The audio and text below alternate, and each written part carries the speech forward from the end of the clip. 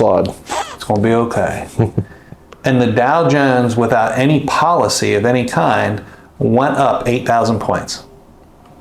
There's no basis for it at all. There's no financial basis for it. The market was still in the shit. Everything was still bad. We were in the heat of the recession, and the market went up over 8,000 points. So that is the market overbuying.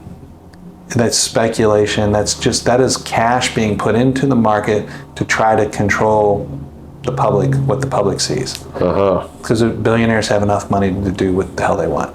Right. And now that you have, a few thousand people have more money than the rest of the world combined, it's not good, but that's a whole different conversation. So now you go to COVID hits, and that first week of COVID, the Dow dropped 8,000 points. And it came back. They took the fluff out. So I always call it, there's 8,000 points of fluff. So I think one of the key things that you'll see as this recession gets worse, that first 8,000 points in the Dow, I think is fluff. After we lose that first 8,000, when you start getting down below 20,000 on the Dow, then I think that's when I think you're in the heat of it. I think it'll bottom out somewhere between 15 and 20,000. Yeah. That's me personally. I know there's lots of, you can go on the internet and see videos of different financial advisors and different prognosticators out there on both sides of the table. Yeah. Believe what you want, believe the evidence that you want. Again, there's so much stuff out there where you can read both sides of things. Right. If you look at, all I'll say is don't ever look at any one data point and make a decision. Look at trends for a period of 5 or 10 years to try to you can take the data and spin it to your narrative. Any singular data you can spin to whatever you want. I seen you made the post about that meme the other day on Facebook about everything's basically the same as it was last year. It's just like a $50 difference on your payment. Yeah. So some mortgage broker, and which, by the way, is so interesting. And I won't, for legal reasons, I won't say the name of the mortgage company, but they literally are putting a flyer out there that is completely illegal. It violates Truth in Lending Act. It is completely illegal to put that information out there. Anytime you advertise a payment of any sort, you have to disclose all the terms. Clearly, that meme has no terms on it. Right. And if you run it through a financial calculator, it doesn't even calculate. Right. Nothing about it is right. The payments nothing about it is right. Yeah, so don't trust memes. No, don't. Just because some mortgage company puts out some bullshit flyer, don't believe that shit. That's just not true. And the worst part of it is, because we live in this social media age, not only do people believe it, they share that shit. Yeah. And then it goes all over the place. Well, this mortgage company says ain't no different. I'll go out and buy. Yeah. Or come on. Or what's the new one is marry the house and date the rape, or date the rate. Yeah, God. I say rape because that's all you're doing is getting raped. That is, where were you assholes 6 months ago or a year ago when people were overpaying for the house? Why didn't you tell them then to not pay so much for a damn house or overpay for a house? It's ludicrous to think that we were, as an industry, were encouraging people to put less down payment on your house to save your cash to pay the difference between the sales price and what it appraises for. What other product on planet Earth do you knowingly overpay for? Right. When an expert comes to you and says your house is only worth $300,000, but you willingly pay $325,000 or $350,000. Right. Who does that? That's wild. Now everybody's like, well, everybody who bought in the last 2 years has got built-in equity because prices went up so much. Okay. What happens for the people who overpaid? Because the prices didn't go up that much. Did the prices go up enough to cover that? And what happens when they come back down? What happens if you lose 30% in value? And now you're upside down in your house and you lose your job and things get tight. Right. And you can't afford your payment and you can't sell it because now you're upside down. Yeah. Or if you sell it, the very best you're going to do is break even. And where are you going to go?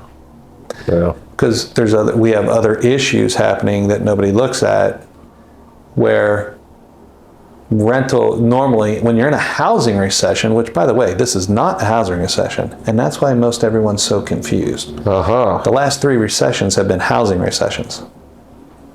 This is not a housing recession. Housing is doing extremely well. And it has done extremely well. The cause of this recession has nothing to do with housing. Tell us what's causing this. This is caused by a number of things. Number one, we didn't correct the last recession. Going back to when I said I was looking at policies made and policies dropped, Dodd-Frank was the only significant policy that was put in place, and there's almost none of Dodd-Frank left on the books. Obama left it in place. Trump took office, basically got rid of all of it, except you still can't pick out your own appraiser, and yeah, that's about it.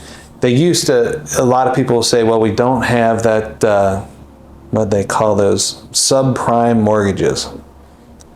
Bullshit. Yes, you do. They just don't call it subprime anymore. They call it non-QM or non-QA, non-qualified loans. Rebranded it. Yeah.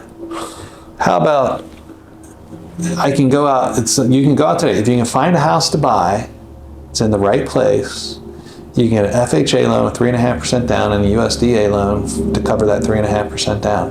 And if you're lucky and if it appraises for enough, you could walk away with cash at closing. That's a deal. Well, that's a qualified loan that's insured by the government. Still going to be a foreclosure. Nobody thinks unemployment's going to happen. If you don't think unemployment is going to happen, you live in the woods. Look, you aren't looking. Yes, there are some, the trades are suffering, and they're going to, because we haven't pushed trades in so long, because we pushed a piece of paper called a degree for too long. A different subject too. Yeah. But when we threw all this money at it, and then we have this situation where we're in the Christmas season. That's where I was going with this. We're in the Christmas season of hiring. I can't hire laborers they're so expensive. But Amazon's not hiring right now. Really? No. They're always hiring. They're not hiring right now at Christmas time? Not here. Not even seasonal hirings. Wow. Radial's not hiring, which Radio around here, it's the old eBay. Are there still places hiring? There's some assembly places hiring, some factory places hiring. Yeah. But the big distribution places, they didn't hire any extra seasonal workers. Chase Bank, US Bank, Bank of America, Wells Fargo, back in the summer, gave all their loan officers 90 days to find a job. They're all let go October 1st. Wow. They know what's coming. So if the people who make the most money are preparing themselves for a downturn in the economy, they know more than you and I. Right. It's pretty clear they know more than we know. Right. So knowing that, they're preparing for it. Most of the billionaires, Warren Buffett's preparing for it. He pulled out a bunch of cash. Wealthy people are getting cash heavy to prepare for the upcoming downturn. It's going to happen. Will it affect housing? I have heard this from the industry as well. Commercial real estate will get hit. We're going to go into a recession, but it won't be that bad. And housing won't be hit because the demand for housing is just too high. Well, let me ask you, will the demand for housing continue to be there if unemployment goes to 10 or 15%? Yeah, if you ain't got a job, then yeah, you may want a house, but you know you're not going out and doing it. Right. Like, how do you, people aren't counting on that.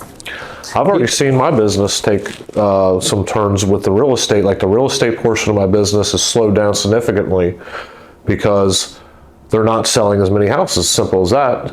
And then when they do get the houses, they're not wanting to invest that money into it because they're tightening up on their end. So it's a trickle down effect with every industry when you do that. For sure. You can't. First of all, if you're in this business and you think the most valuable piece of real estate in your area, commercial real estate,